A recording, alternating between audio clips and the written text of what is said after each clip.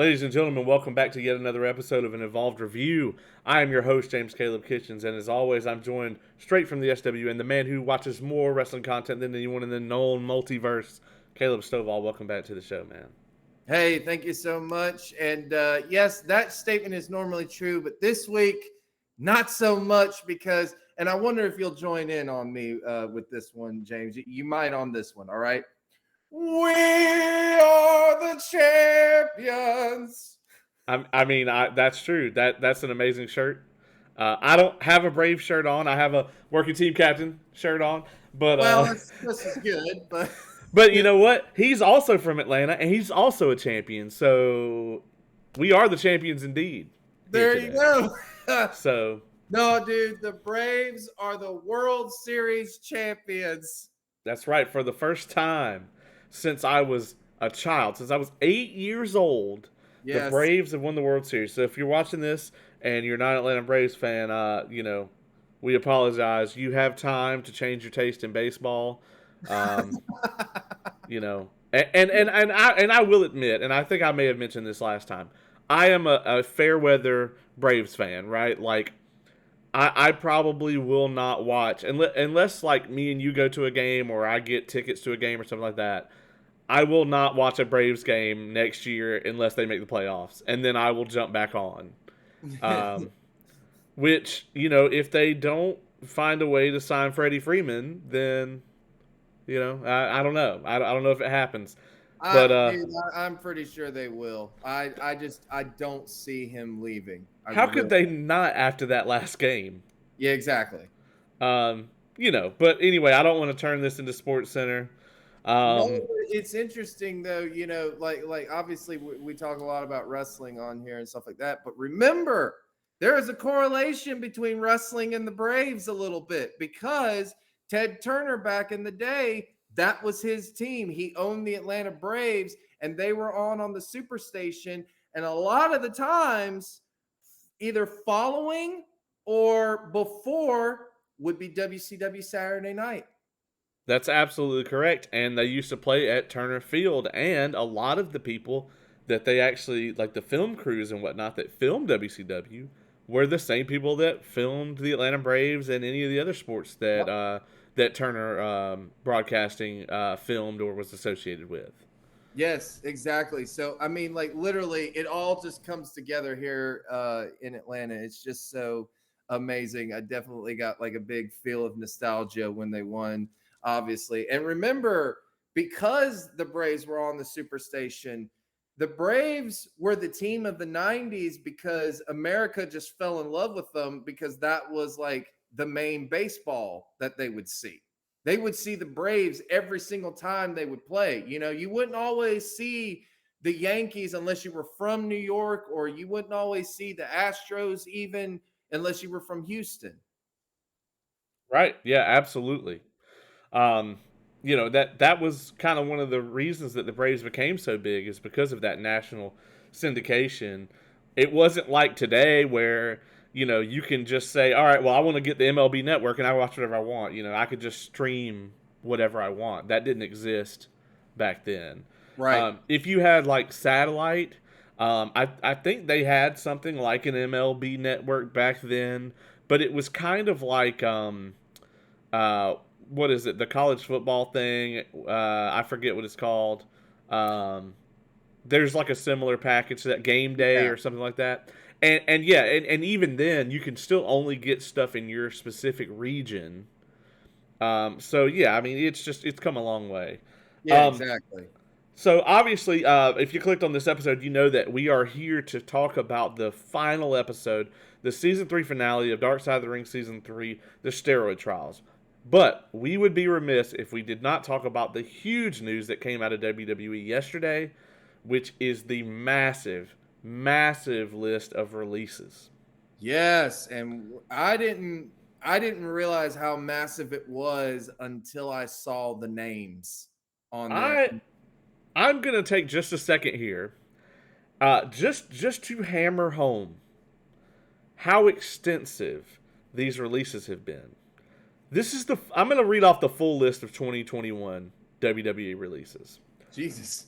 Bobby Fish, Mercedes Martinez, Leon Ruff, Tyler Russ, Bronson Reed, Jake Atlas, Ari Sterling, Connor Reeves, Zachariah Smith, Asher Hale, as we know him, Anthony Henry, Giant Zangier, Steven Smith, Desmond Troy, Bray Wyatt, Chase Parker, Matt Martell, Killian Dane, Maria Shafir, Arturo Ruiz, Kurt Stallion, Sunil Singh, Samir Singh, Lars Sullivan, Steve Cutler, Andrade, Billy Kay, Peyton Royce, Samoa Joe, he was hired back, but he was released.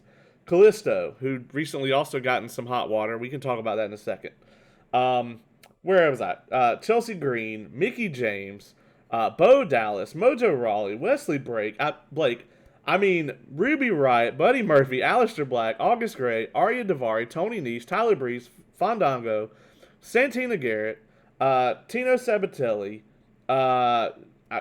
That's just the prior releases.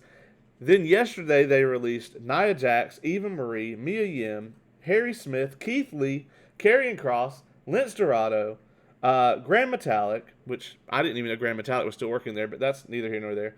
Jeet Rama, Katrina Cortez, Trey Baxter, Zyder Ramir, Jesse Camilla, B-Fab, I didn't even know who that is. Oni Lorcan, which we saw him perform a couple times live. He'll be doing well in the Indies. Ember Moon, which is surprising. Frankie Monet and Scarlett Bordeaux. Yeah. Holy shit. Yeah. That's insane. And a lot of those are top names. And some who were just then getting their big pushes, like Karrion Kross. Yeah. They brought him up from NXT. They ruined his gimmick completely. They made a complete joke out of it. Now, I don't want to speculate too much, but there are rumors that some of these releases are not necessarily like they said you're fired. Some of them are, I have heard through the grapevine, have been voluntary, where creative said, hey, if anybody wants out, let us know, and we'll give you your release more than likely. I've heard that some of these were because they refused to get vaccinated, and then I've heard that some of them were just creative saying, hey, we've got nothing for you. Now, obviously, this giant list of releases is really a result of Vince, when AEW really started kicking, Vince locked everybody up under contract because he didn't want AEW to start up and then a flood of talent to leave, reminiscent of the WCW days.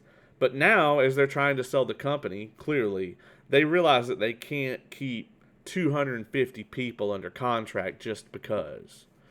If you look at the 2020 and 2021 releases, it's bigger than the entire AEW roster. Mm-hmm. It's bigger than the entire list of people AEW has under contract, man. That is insane. I mean, they're citing budget cuts. That's the official reason they gave. That's what they always say. But they're not having budget cuts for any other reason than that they're trying to sell the company, because they are always touting how they're having these record years every year. It's always, we made the most money we've ever made, so I don't know, man. What's your take on it? I don't know, dude. I think that the balance of power is also shifting in wrestling. I think that AEW has come out on fire. The wrestlers are not necessarily scared to leave WWE now, because now they're like, oh, wait a minute. There's these other places now. There's MLW, there's NWA, there's New Japan Pro Wrestling, there's Impact Wrestling. There's all these other places we can go now. And it's not necessarily that like, oh, well, we're going to make the most money doing that. Not necessarily, but it's like, hey, we're going to get more of an opportunity here. We're going to be able to go out and showcase what we can do and stuff like that.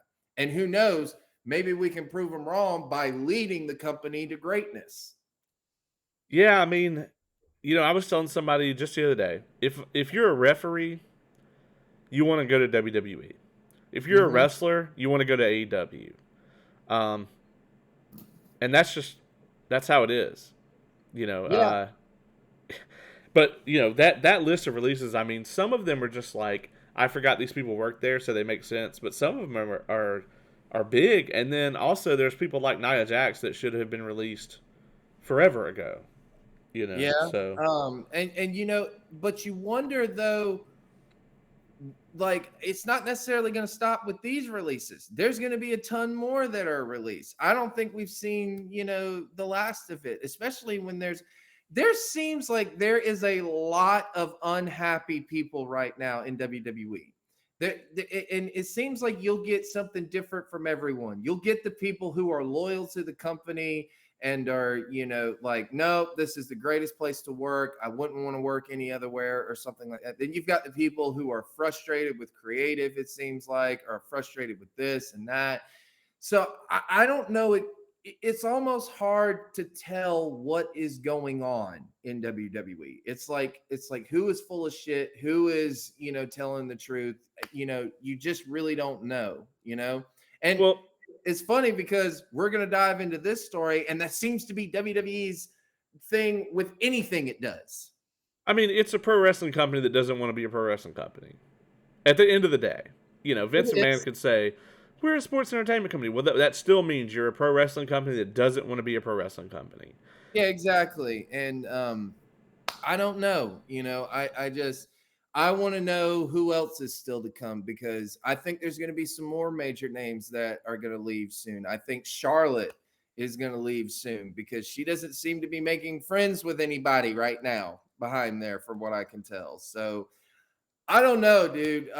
So much going on. But again, this is not necessarily a bad thing, because again, there's places now. MLW, like I said, they're on Vice and they're getting ready to do some big things probably. The NWA is on fire right now. Impact Wrestling is, doing stuff. New Japan Pro Wrestling. So there are different places. It's not like all hope is lost kind of thing.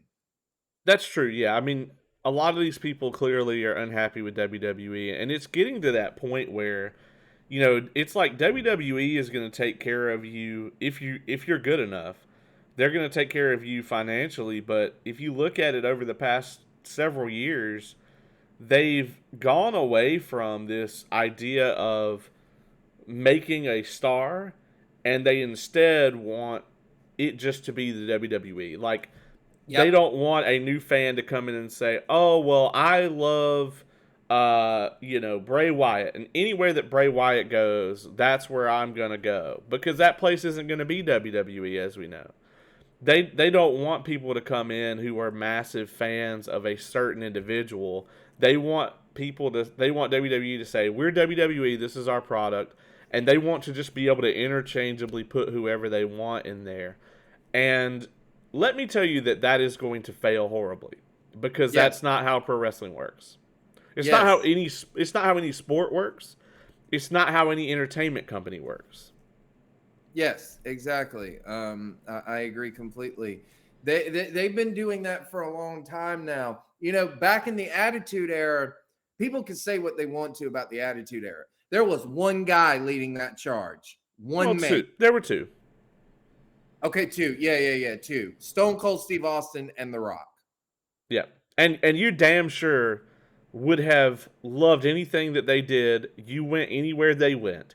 If you never watched an episode of fucking Oprah in your life and Stone Cold Steve Austin was going to be on there, you would fucking tune in to watch it. Yep, exactly. I was going to say, I watched shows back in the day that I had never heard of before because Stone Cold or one of the other wrestlers were on there. Yeah. If The Rock was going to be on fucking Jeopardy, you watched it. Like, that's just how it was. And that brings up a good point, because nowadays when I see the Tonight Show or something like that, or Conan O'Brien or something like that, yeah, he has a WWE superstar. They're not champion or anything. They don't have Roman Reigns going on there with the title belt, or Paul Heyman going on the shows advertising it. They've got The Miz, or they've got this person. And I'm sitting there just like, wait a minute, these guys aren't even on top of the card, and they're the ones advertising this? Yeah, and when they do go on those places, they're not building to an angle or anything like that. They're just talking. And it's like, why aren't you plugging you versus such and such at an upcoming event? It's just it doesn't make any sense. And if you watch those talk shows too, like I'll watch a good bit of late night, and most of the people on there, it's like movie stars, or every now and then you'll get like a political figure or a sports star. But for the most part, man, I mean, I think with like Jimmy Kimmel, I think that like 50 to 80% of his show is like whoever's in the next Marvel movie, which I'm not upset about. Yeah, that or John Cena. Right, and you're right. But when John Cena's on there, he's not promoting WWE. He's promoting Suicide Squad or whatever, or Exactly. his TV show that's coming up, his Peacemaker show. Yeah, exactly. Which, by the way, are you excited for that? I kind of am. Yeah, I actually I liked him in Suicide Squad. I liked his character. Yeah. Um, so I think Peacemaker will be good. I trust James Gunn. Other than Guardians 2, he's never really made a movie that I didn't like. So I like him, and I think he's going to do a good job. Yeah. Speaking of Marvel stuff, before we get too far, I do want to point out that very shortly, if you're listening to this within the next couple of days, myself and Ace, or Superhero Homie Q from the Superhero Homies podcast, we're going to be previewing Disney Plus Day. So what that is, next week on the 12th, Disney is going to roll out everything they have, and we're talking ABC, Hulu, everything on Disney Plus, Star Wars, MCU, National Geographic, all that stuff. Everything that's coming up for 2022 is going to be there. They're going to put Shang-Chi and the Legend of the Ten Rings, as well as Jungle Cruise, which stars The Rock. They're putting both of those out on the 12th that anybody can watch, which is awesome because they were just in theaters like last month. Nice. So we're going to talk about all the stuff coming out, everything that is announced, and everything that we speculate will be announced. So, hang tight. That's going to be coming out in the next couple of days. All right, man. I'm looking forward to that. I'm also looking forward to seeing what Disney announces and stuff like that because we already know some. I know the Book of Boba Fett is coming out, which I am very excited about because I love anything Star Wars like that, and that's the kind of stuff I want to see. But but remember with Star Wars, man, there's no history or actual footage or anything like that to pull from, as we know, to come up with that stuff. Well, the Marvel guys have all these books to pull from, and we don't have that at Star Wars. It's like, okay. You don't? Man, With so the man holding up books and comic books as she says it. yeah. Have you seen the trailer? Because they just came out with a trailer for Book of Boba Fett like 3 days ago. I saw a little bit of it. I didn't get to finish it, but I saw a little bit of it. It looks great. It looks fantastic. All right, without further ado, let's talk the Steroid Trial. I've been looking forward to this one heavily since it was announced. I think we all knew that this was going to be a big deal. They actually moved it. I think they were going to have it like very early in season 1. Or not season 1, very early in the first half of season 3. I thought we were going to start it off with it. Yeah, I think it moved around a couple times. And then they decided to go with Pillman first. I guess probably to coincide with, Pillman Jr. was kind of, I think, had just been signed with AEW. And so I think they wanted to make that relevant. And then they decided that this would be the finale, which I understand. Let's hit the ground running with this one. Very early in this episode, we are introduced to Jerry McDivitt. Oh my God. When I saw him show up on that thing, I just went, all right, this is a game-changing episode right here. Like, the lawyer of WWE is actually on another program talking about WWE. Not only that, but Jerry McDivitt has been the attorney for WWE for 30 years plus. Mm-hmm. As everyone knows, we have an episode that we've been promising that would come out for like 6 months now. We're going to talk about the top 10 sins of Vince McMahon. And when we talk about that, Jerry McDivitt is probably going to come up a lot because most of the shit that Vince McMahon has gotten into that could have put him in either legal or civil trouble over the years, as we learned in this episode, and I think this is the most revealing thing in the episode, Jerry McDivitt is the way that he got away with all that shit. Yeah, he really was. But I got to say this about Jeremy McDevitt, man. I think um I think Jim Ross was the one that said it in this episode. I think I can't remember exactly who said it, but there was a number of people. But Jim Ross said it best. He was like Jeremy McDevitt probably is one of the smartest guys I've ever seen in my life. I Yeah, mean, William was a genius. yeah. Jim Ross said if I was ever in like deep shit legally, I would call Jerry McDevitt immediately. You know, and that's from what I saw here. You know that's true. He was absolutely the star of this episode. Oh yeah. And yeah, I mean you could understand it. A guy, Wade Keller, talks about it. He was a writer for the Pro Wrestling Torch, and he was present for the trial. And he Yep. talks about how it, you know, the presence in the courtroom, or even out of the courtroom of Jerry McDevitt. He's a confident guy. He's very smart. He's very tall. He was really imposing.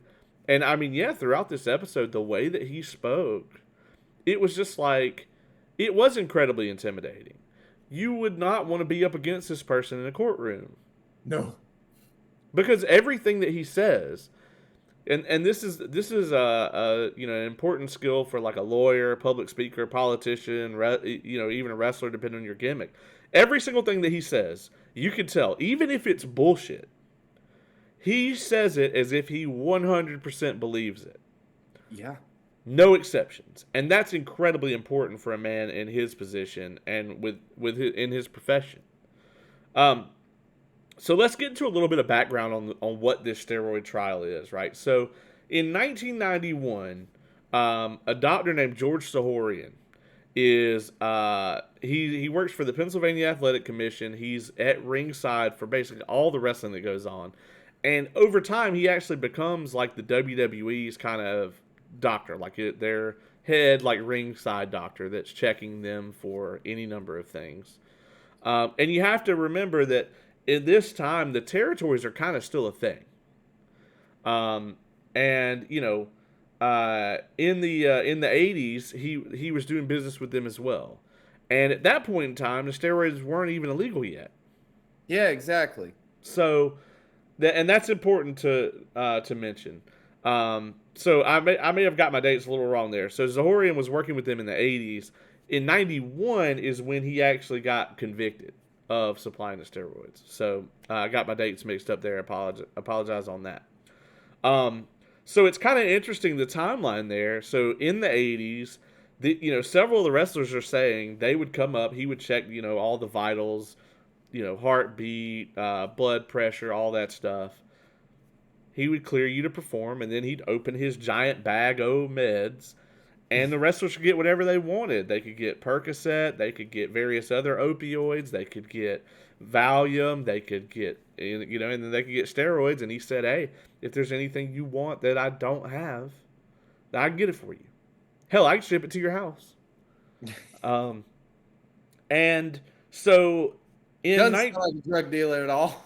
Right. I mean, that recorded conversation that they had where the what was it, the football coach, I don't remember his name, but the football coach was talking about that he was going to give these steroids to kids. It was very clear that was going to be the intended recipient of these steroids, and the doctor's just like, "Well, whatever you need, man, I can get it. Let me know how much, and I'll give you a price." And he was making a killing off this stuff. Some of the people they interviewed, like the Warlord, Terry Sapinski, said, yeah, they cost about 4 times as much as what I could get them for. So that's why I didn't buy them from him. Yeah. that tell you some things you need to know right there. So in 1990, the government actually makes anabolic steroids illegal, and they make them a controlled substance. And so it's less than a year later in 91 when Dr. Zahorian is, tried and even convicted for basically dealing these drugs both legally and illegally. Right. And that was also when the WWE let him go. Right. And you know, there's a lot of different opinions on this. It's hard not to agree with Jerry McDivitt when he says anabolic steroids are the only drug that the FDA ever approved in the history of this country that he's aware of, where they don't include side effects, recommended dosage, anything of that nature, for what it was intended for, which, and it's important to remember that these drugs were originally developed for this exact reason, which was athletic enhancement. Yeah, they were. So it's like people got pissed at the thing that they were supposed to do. Right, and yes, it does turn out that there are negative side effects of these, and that people abuse them. But I mean, name me a drug that does not have that description. And don't get me wrong, in no way, shape, or form am I trying to condone or encourage anyone to use steroids, because there are a ton of side effects. But it's just like any other drug in America. It comes out, there's side effects, there's, downsides to using it. People abuse it. They don't immediately make them illegal. Yeah, exactly. But I don't know. Like I kind of like was weird on this one because at the same time, like you said, it was hard for me not to agree with Jeremy McDivitt because it's like, dude, you're hating these now, but when they were distributed, they were legal, and you approved them, kind of thing. So like you're getting pissed basically at what you intended them for them to do. Right, absolutely. And it's like, this was something that was legal at the time. So, I mean, I don't really understand how they ever thought they really were going to make a case here. Um, so, before we get into the actual trial, so Zahorian goes down. We have, what's his name? Phil Mushnick, who works for the New York Post. Yes. Kind of wrote a series of hit pieces on WWE because of the steroid use. Now, you have to remember, and they do outline this in the episode, this is the time where you have Warlord, the Steiners, Hulk Hogan, Ultimate Warrior. You have all these huge, jacked up guys. I mean, every single guy that you see has, an arm that's big enough that I can't put both my hands around it. Yes. So during this era, you got Hogan who's on top. Hogan is heavily implicated in this stuff, and we all know that Vince is going to look out for him. Yeah. So what was your take on, how this investigation kind of came about? I don't know because here's my thing. Like they got pissed at the wrestlers for doing it, but I'm like, yeah, but they're technically not this is not an athletic sport. This is a show. It's like bodybuilding basically. So yeah, they were supposed to look at that. I think that it was incredibly hypocritical for the FBI to start investigating it off of Phil Mushnick reports. Yeah, I agree. And I never liked Phil Mushnick. I didn't like him back in the day, and I don't like him now. I especially didn't like him after this episode. I wanted to slap him every time. We'll have to call David Schultz down here. Seriously. Slap the shit out of a reporter. Seriously. You don't even need to do that. I'll do it myself. We talk about this a lot, about the kind of framing of this stuff. Phil Mushnick comes off as an incredibly unlikable fucking person in this episode. He just does. Even if you agree with some of the things he's saying, he just comes off as incredibly unlikable. Yes. And I thought that Dave Meltzer and John Arezzi both had good points. I loved where they were on the talk show, and they kind of called Vince out on lying, right? Like, John Arezzi said that, Vince, when he heard about Hogan's involvement, was devastated.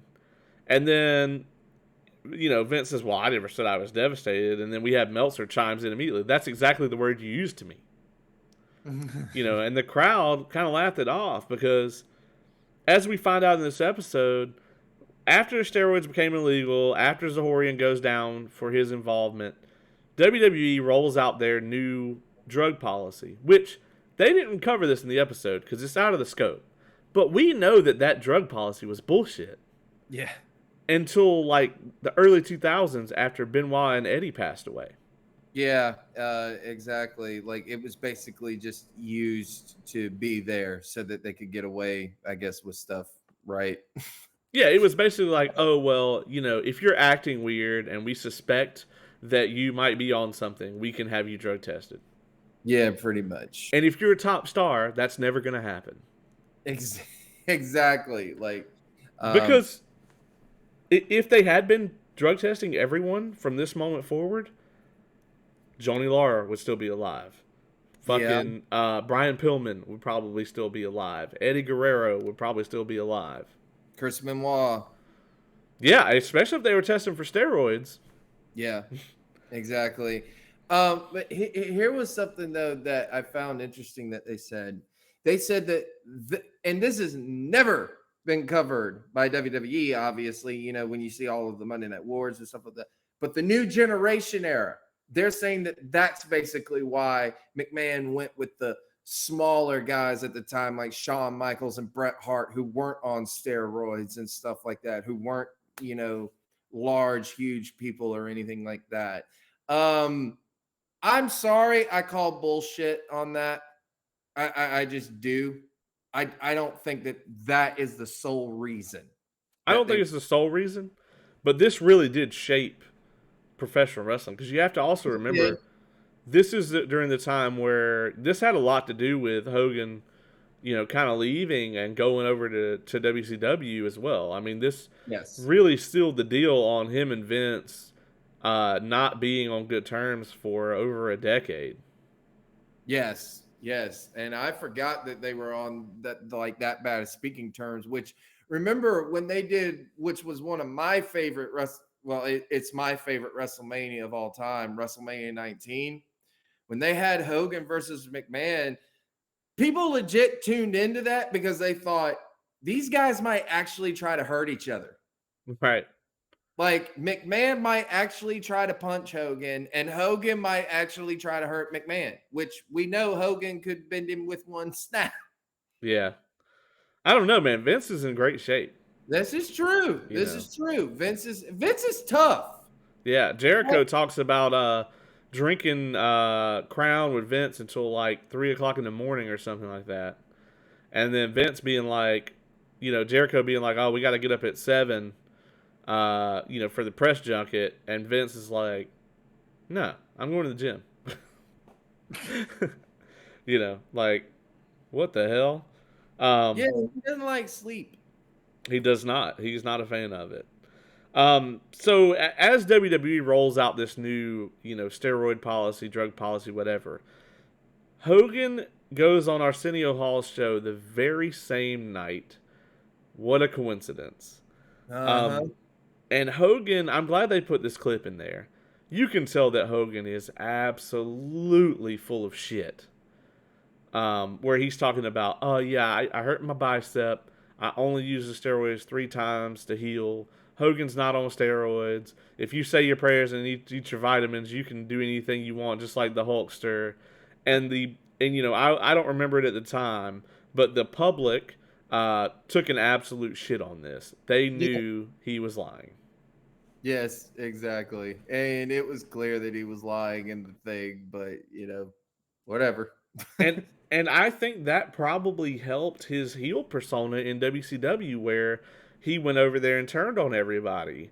I think that this appearance kind of ruined him in the eyes of the American public as this kind of pure white knight sort of hero type character.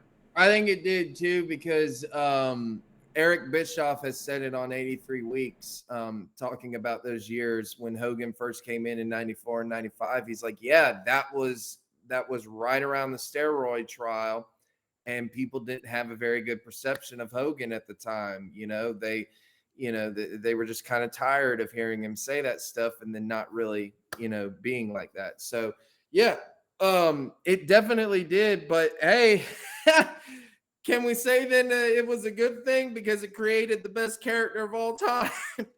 That's true. I mean, they talked about how Vince wanted to move on from Hogan because he didn't want to display like a leaner, not on steroids Hogan. But I mean, shit, man. Like you said, Hollywood Hogan's the only Hogan I ever fucking liked, Yeah. and he was leaner. He did have a different appearance to him. You could tell he was not the same guy, and that really helped him kind of sell that Hollywood Hogan character. Is that he Yes. didn't look like he looked when he was the Hulkster. Yes, absolutely. And that's why the NWO, we still talk about it 25 years later to the day. And we'll still probably talk about it 30 years after. Oh, we will. They're going to be talking about it for years to come because anytime a faction gets more than 3 people, that's immediately what everyone's going to go to is either the 4 Horsemen or the NWO. Yeah, that's right. You're absolutely right about that. As someone who's been in a couple of them, I can tell you that's exactly where all the comparisons go. Yeah. Or DX, to be fair. DX, but I mean, to me, they make a big deal about DX, but I thought that like they didn't even scratch what the NWO did. No, DX. I mean, when they did the second revision of DX, where it was just Shawn and Triple H, it was like that's all it was to begin with. Yeah, Like, exactly. China didn't really need DX. Like, she would have been fine on her own and was fine on her own. No, but I did love her and Triple H together when they first started it. Agreed. Okay, so we get the Hogan interview. The FBI, starts looking into this more. And Jerry McDevitt says, "Hey, look, I was at, Titan Tower. We got the subpoenas started rolling in, where these were grand jury subpoenas. We had to go forward, and as they're coming in, he's like, this is a hit piece. This is a witch hunt. This is not something where they're going to look into it and decide they have nothing to pursue. They're going to pursue this to the maximum extent that they possibly can. And one of the people they wanted to testify was Hogan. Yeah. And this is brilliant. Jerry McDevitt goes and says, look, Hogan cannot be made to testify here because there's no reason to do it. Because Hogan worked with Dr. Zahorian as his physician, as in he got family medical advice from Dr. Zahorian. Mm-hmm. So all that stuff is doctor-patient privilege. That is his medical privacy. And so unless the prosecution has a compelling reason why we should violate that, then we're not going to fucking do it. And he won and got Hogan out of testifying. Yeah, he did. I was just like, good Lord. Which is incredible because like they said in the episode, there have been United States presidents that had to testify about things that they didn't want to talk about. Yeah. I mean, this is just to show you how good Jerry McDevitt is. This is how confident too Jerry McDevitt was in. Like when he started seeing everything, he looked at Vince and was like, Vince, don't worry, I'm gonna crush him. He said, I'm going to crush them. I'm like, oh my God, that's insane. And then he would say all this other stuff. I was just like, I don't know whether or not I dislike this guy or if I kind of like him. Like I kind of like him. It's both. He's helped some bad people get away with some terrible shit, but it's like he's just fucking good, and so I gotta respect that. He talks. And here's the thing: lawyers, yeah, they might have helped bad people. Guess what? They don't get paid to do a moral stance. They get paid to, get the person off. Yeah, that's it. That's their job. Yeah. I think it's like that. Tom Cruise, no, not Tom Cruise. Keanu Reeves movie where he was a lawyer, and the opening scene is this woman talking about how this guy raped her basically, and he looked at his client. He's like, "You son of a bitch, you did it, didn't you?" And he's just like, that's not what I paid you to say, though. And so guess what? He got him off the stands and he felt like shit afterwards. But guess what? That's his job. That is the job. Yep. No doubt about it, man. So yeah, Um, he's just good. Like he's Johnny Cochran good. he is. I mean, yeah, I mean, if, I was talking to somebody about this episode the other day, and I was like, Jerry McDivitt is like if Johnny Cochran had gotten OJ off both times. Like, if OJ had committed the second set of crimes and wrote the "If I Had Done It" book and still gotten off for it, that's kind of it. Like, I mean, Jerry McDivitt probably could have got Bill Cosby off. Like, like the dude is incredibly good. Yeah. And that's the main thing you get out of this episode. Is like, holy shit, no wonder they got away with all this stuff. So the FBI starts kind of tapping these packages that Zahorian was sending out to people. Apparently, they had Hogan dead to rights on a couple of these packages, but they couldn't prove anything as far as that he had used them or that he had come in possession of the steroids. So when we get into the trial here, and this is important to talk about, very few people have ever won a federal case without calling any witnesses whatsoever. Yeah. And this goes down in legal history as being one of the few times that that's ever happened. And the reason they didn't call any witnesses was because the prosecution in the discovery did not actually have anything that they could actually pin Vince McMahon on or the WWE on. They thought that maybe WWE might end up being liable, but I think Jerry McDivitt knew when he walked in the courtroom there was no way they were going to implicate Vince. I mean, you heard him when they announced that it was going to trial. They were actually happy. They were like, this is going to trial. We're going to crush them. Like, I've never heard of anyone actually being like, yes, it's going to trial. Yes, we're going to win. Like, I'm like, what? Isn't it also so very Vince McMahon to have the neck brace on for the whole trial? Oh my God, it was the most pathetic wrestling angle I've ever seen in my life. Oh, you should watch this product now. I was saying it was more pathetic than that. This man watches WCW 2000. He knows what pathetic wrestling looks like. Yes, it was more pathetic than that. It was more pathetic than.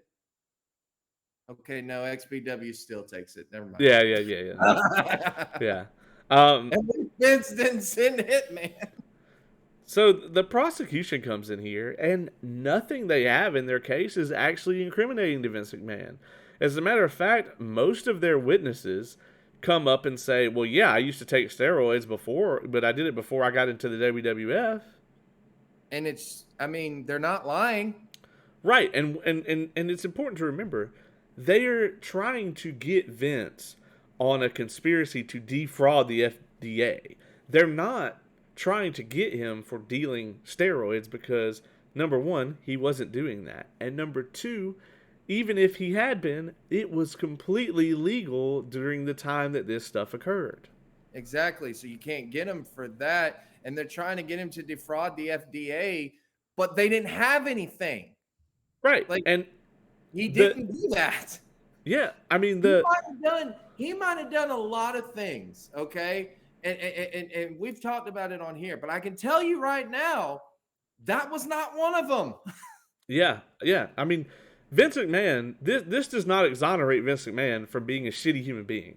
But it does exonerate him from defrauding the FDA in this instance. Yeah, I mean, they had nothing. And that's why Jeremy McDivitt and Vince both were just like, we're not worried. You don't have anything on us. Yeah, I mean, the other thing about this too, Jerry McDivitt says during the trial, he brings up the Anavar drug.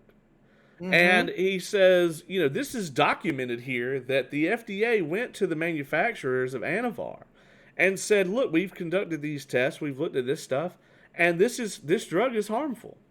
And they never took it off the market. Mm-hmm. And it's like, he brings that up saying, listen, you're trying to say that Vince McMahon sought to provide drugs that you declared dangerous to people, but you researched these drugs and declared them like 100% that these are dangerous, and you didn't take them off the market. So how are you going to come after Vince McMahon when you guys aren't even at your damn post? You're not even doing your damn job. Yeah, exactly. I mean, he had him. He had him on everything. And I think probably one of the most like this was the one where I kind of like I saw the human side of Jeremy McDivitt come out. Like he actually got emotional when talking about that moment when they try to do the final closing argument and stuff like that, and they just painted Vince as this like horrible human being and stuff like that in front of his family. And Stephanie, who was very young at the time, she goes out crying. And Jerry McDivitt, like you could tell that actually like hurt him. Like he was just like I felt that moment. And but then I loved it when he was like, Steph, it's okay because you haven't heard what I'm gonna say. Like, and I was just like, oh my god, like It's interesting to me that, like, because he talked to Vince about going on Dark Side of the Ring to talk about this. And Vince was probably like, yeah, go tell him how we shit on the federal government. why you know, not? I mean, uh, because again, there's things that are incriminating to WWE from Dark Side of the Ring. We've seen that. This is not one of them. right, exactly. And yeah, I mean, Dave Meltzer even talks about how the prosecution cut this like giant kind of wrestling promo on Vince for their closing argument, but it didn't have any substance in the court of law. Important to mention about the Anavar thing.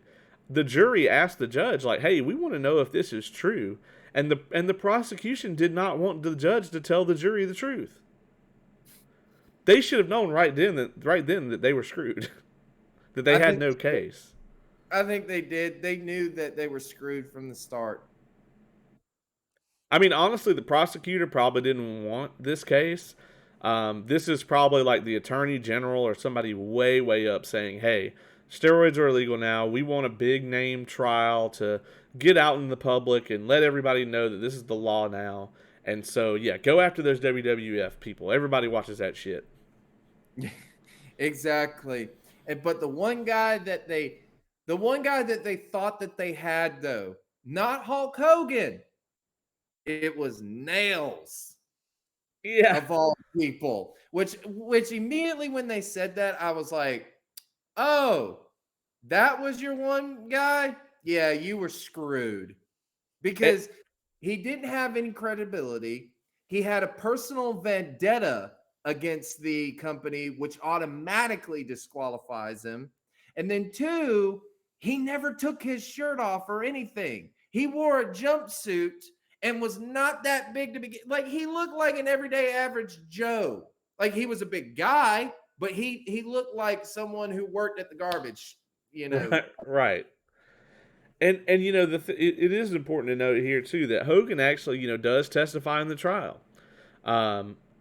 He's finally compelled to testify. I don't think Vince wanted him to testify, and even though his testimony was very much in favor of Vince McMahon, Vince still did not want him to testify because Vince is looking at it like this testimony is public record.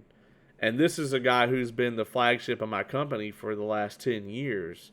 And now that product is soiled. Hogan's got like a black mark on him now from this Yeah. testimony. Yeah, exactly. It's an interesting situation, that's for sure. Because again, Hogan didn't say anything damning about Vince, but Vince still didn't like it. Well, I think it was Vince is more worried about the court of public opinion at this point because Vince has been told by Jerry McDivitt, like straight up, "Hey, you're not going to jail for this shit." Uh, so at this point he's worried about public opinion because Hogan's basically now admitting what the public knew, that he lied on the when he went on Arsenio Hall, Yeah. straight up. So, that I think that's what he was upset about, and basically kind of Hogan admitting some of this, stuff about the drug culture in wrestling, even though it didn't necessarily incriminate or involve Vince directly. Right.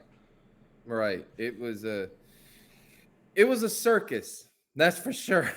Yeah, I mean, Vince. The last thing he wants is for any of his top guys to be saying anything that could be derogatory towards him or the WWE.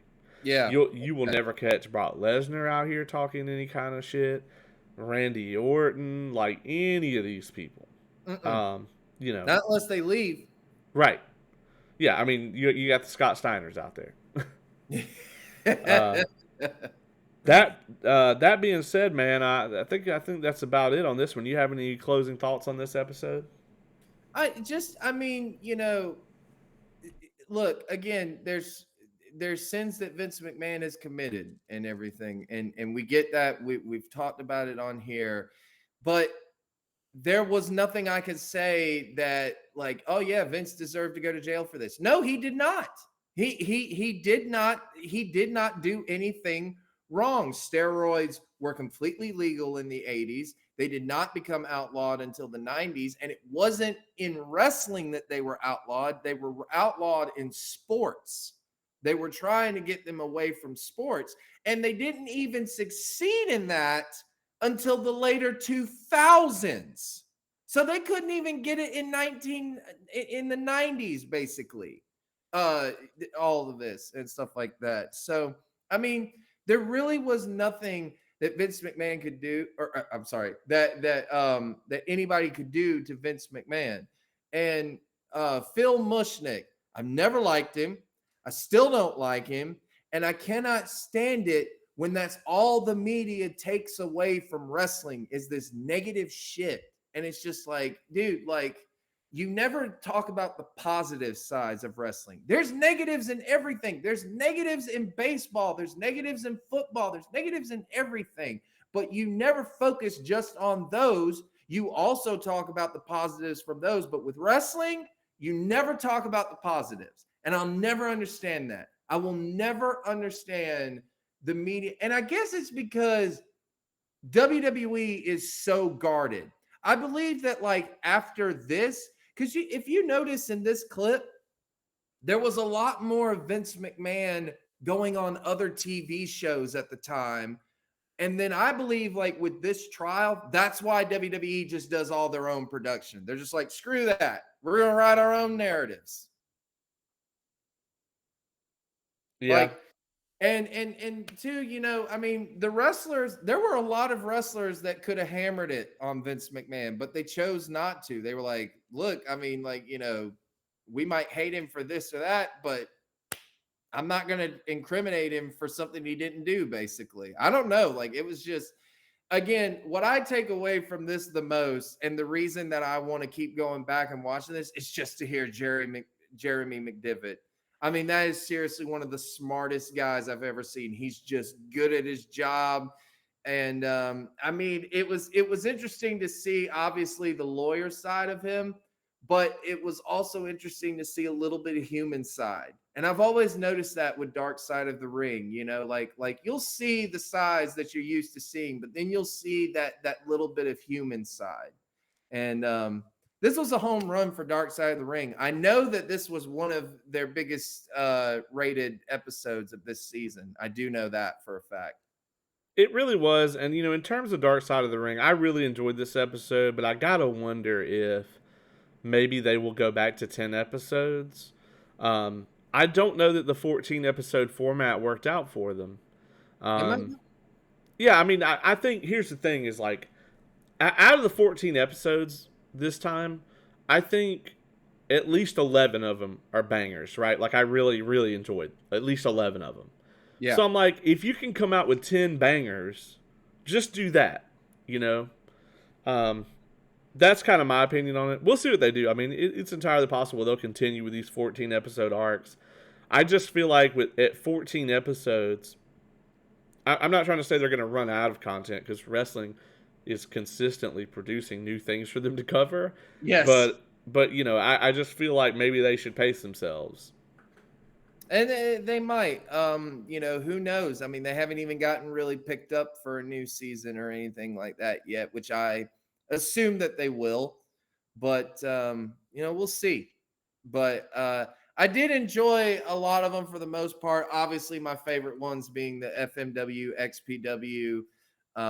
Really liked the plane ride from hell as well. Really liked the Brian Pillman two-part series. I like the Nick Gage episode as well. I thought there was a lot of good content this season. There really was. Yeah, I mean, there was a lot. I really liked a lot of the things that we got. Um, you know, I liked the Luna episode, but I don't know if they had enough there to cover an hour. You know, it's like, you know, because her story is like she continuously over and over was in the same situation, which is heartbreaking. I mean, her entire story. You know, go listen to our coverage on that. It's, you know, it's an incredibly heartbreaking story. But it's kind of like she just ended up in the same situation over and over again. And there are many women that have her same story throughout all of wrestling, where it's like, you know, at one point they wanted you to be this kind of muscly chick, but they weren't going to do anything with you. And then by the time they really did want to do anything with the women, they wanted supermodels and not wrestlers. Yeah. You know, so there was that. Dynamite Kid, I thought was not a slam dunk. I don't know. I mean, there's a story to be told there, but a lot of people have already forgotten that episode. Um, I really loved Collision in Korea. It's one of my favorites this season. Chris Canyon episode was pretty good. I liked that one. I just like Um, that one for James Mitchell.